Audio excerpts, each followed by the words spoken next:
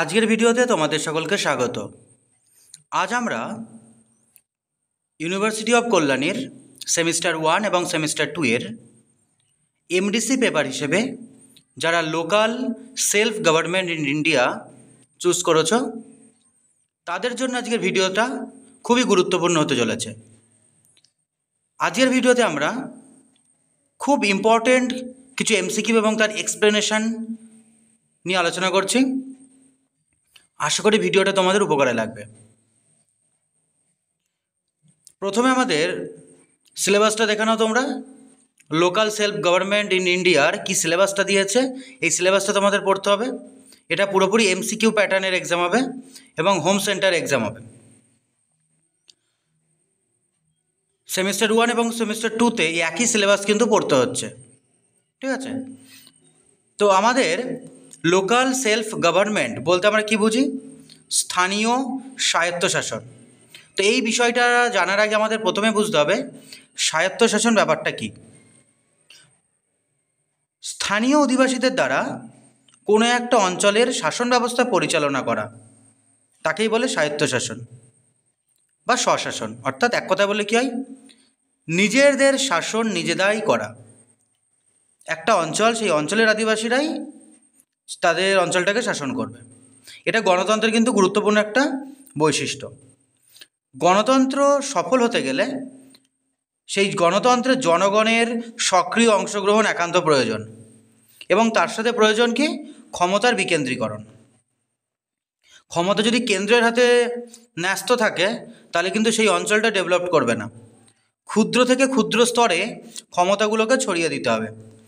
তার ফলে কী হবে? জনগণ সক্রিয়ভাবে অংশগ্রহণ করবে এবং সেই এলাকাটা আরও বেশি সমৃদ্ধশালী হয়ে উঠবে। তো এইভাবেই ভারতবর্ষের যে স্বায়ত্তশাসন ব্যবস্থা তা অনেক পুরনো। কৌটিল্যের অর্থশাস্ত্র, মনুস্মৃতি প্রভৃতি গ্রন্থে রাষ্ট্রের ক্ষুদ্রতম রাজনৈতিক একক রূপে গ্রামকে ব্যাখ্যা করা হয়েছে। আর মধ্যযুগে আবুল ফজলের লেখা আইনি আকবরী গ্রন্থে এই স্থানীয় স্বায়ত্তশাসনের উল্লেখ পাওয়া যায়। তো আমরা বেশ কিছু প্রশ্ন নিয়ে আলোচনা করছি, তার ভিতরেই আমরা আলোচনা করব স্থানীয় স্বায়ত্তশাসনের সুপারিশ প্রথম করে কোন কমিটি? 1957 সালে বলবন্ত রায় মেহতা কমিটি। এই কমিটি গান্ধীজির গ্রাম্য স্বরাজের আদর্শের যে ভাবনা তার উপর ভিত্তি করে প্রত্যেকটা অঙ্গরাজ্যে স্বায়ত্তশাসন ব্যবস্থা করার একটা সুপারিশ করে। বলবন্ত রায় মেহতা কমিটি।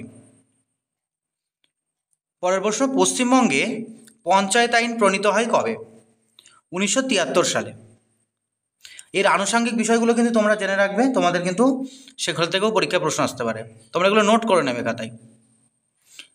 73তম এবং 74তম সংশোধন কবে হয় সংবিধানে? এই দুটো কিন্তু খুব ইম্পর্টেন্ট। এই দুটো সংবিধান সংশোধন খুব ইম্পর্টেন্ট, এখান থেকে কিন্তু অনেক প্রশ্ন তোমাদের আসতে পারে। তো উত্তর হবে 1992 সালে সংবিধান সংশোধন করা হয়। 73তম সংবিধান সংশোধন অনুযায়ী কোন ব্যবস্থা গঠনের কথা বলা হয়? উত্তর হবে পঞ্চায়েত ব্যবস্থা। 73তম সংবিধান সংশোধনে পঞ্চায়েতের কথা বলা হয় এবং একইভাবে 74তম সংশোধনে বলা হচ্ছে পৌর প্রশাসনের কথা। পরের প্রশ্নটা দেখো, পশ্চিমবঙ্গের পঞ্চায়েত ব্যবস্থা কয়টি স্তর বিশিষ্ট? উত্তর হবে তিনটি স্তর বিশিষ্ট।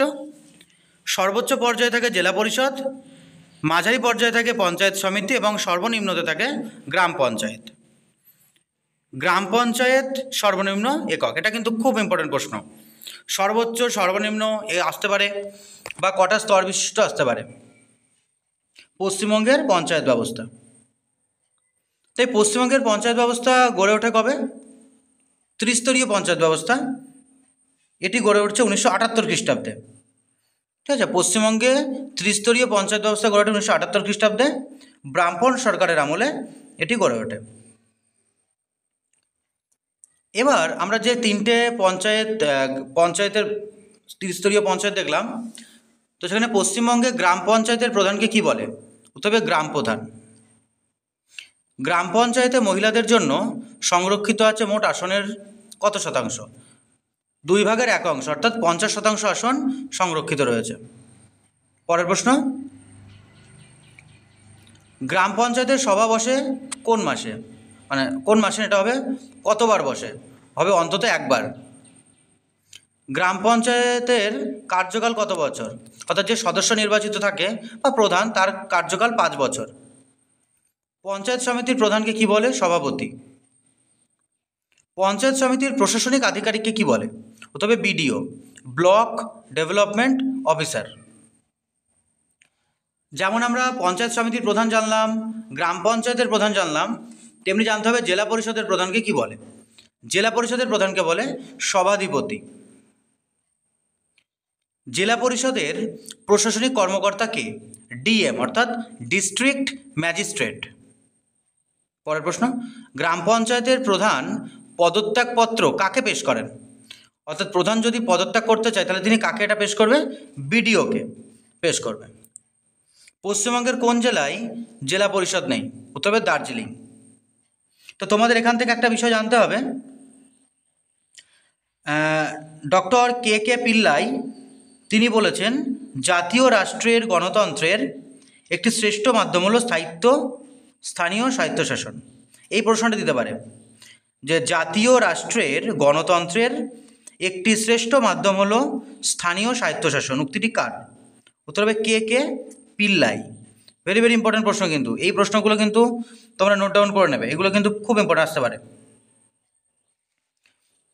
এরপরে আমরা দেখব কততম সংবিধান সংশোধনের মাধ্যমে তপশিলি জাতি, তপশিলি উপজাতি এবং মহিলাদের জন্য আসন সংরক্ষণের কথা বলা হয়, উত্তর হবে ৭৩তম সংবিধান সংশোধন। গ্রাম সংসদ কাদের নিয়ে গঠিত হয়, গ্রাম পঞ্চায়েতের প্রতিটি নির্বাচিত বা নির্বাচনী এলাকার সমস্ত ভোটদাতাদের নিয়ে গ্রাম সংসদ গঠিত হয়। গ্রাম সংসদের সভা কখন আহ্বান করা হয়, গ্রাম সংসদে দুভাবে সভা আহ্বান করা হয়, একটা হচ্ছে 6 মাস অন্তর ষান্মাসিক নভেম্বর মাসে এবং বার্ষিক সভা আহ্বান করা হয় মে মাসে। গ্রাম সংসদের প্রধান কাজ কী, বিভিন্ন প্রকল্প এবং সামাজিক ন্যায়ের প্রশ্নে তার নিজ এলাকার প্রয়োজন মতো নির্দেশ এবং উপদেশ দান করা, সমাজ কল্যাণ, পরিবার কল্যাণ, শিশু কল্যাণ প্রভৃতি কর্মসূচি রূপায়ণের উদ্যোগ গ্রহণ করা। গ্রাম সভা কাদের নিয়ে গঠিত হয়, প্রতিটি গ্রাম পঞ্চায়েতের সকল ভোটদাতাদের নিয়ে গ্রাম সভা গঠিত হয়। গ্রাম সভার বার্ষিক সভা কবে অনুষ্ঠিত হয়, প্রতি বছর ডিসেম্বর মাসে। গ্রাম সভার গুরুত্বপূর্ণ কাজ কী, গ্রাম পঞ্চায়েতের বার্ষিক বাজেট চূড়ান্তভাবে গ্রহণ ও অনুমোদন করা গ্রাম সভার একটি গুরুত্বপূর্ণ কাজ। পঞ্চায়েতি রাজ ব্যবস্থা প্রথম গড়ে ওঠে কোথায়, রাজস্থান রাজ্যে 1959 সালে। এই যে পঞ্চায়েত ব্যবস্থাটা গড়ে উঠছে, এটা দ্বিতীয় পঞ্চবার্ষিকী পরিকল্পনার সময় গড়ে ওঠে। ওকে, খুব ইম্পর্টেন্ট, দ্বিতীয় পঞ্চবার্ষিকী পরিকল্পনার সময় 1956 থেকে 61 সালে এই পঞ্চবার্ষিকী পরিকল্পনার সময় গড়ে ওঠে। এই সময় প্রধানমন্ত্রী ছিলেন পিভি নরসিংহ রাও, এটা তোমাদের জেনে রাখতে হবে। ভারতীয় সংবিধানের কততম পার্ট পঞ্চায়েতের সাথে যুক্ত, উত্তর হবে 9ম। এখন যেটা বললাম ৭৩তম এবং ৭৪তম সংশোধনের সময় ভারতের প্রধানমন্ত্রী কে ছিলেন, উত্তর হবে পিভি নরসিংহ রাও। জেলা পরিষদের সদস্যদের কার্যকালের মেয়াদ কত বছর, উত্তর হবে 5 বছর। কার্যকালের মেয়াদ হবে কত বছর, 5 বছর।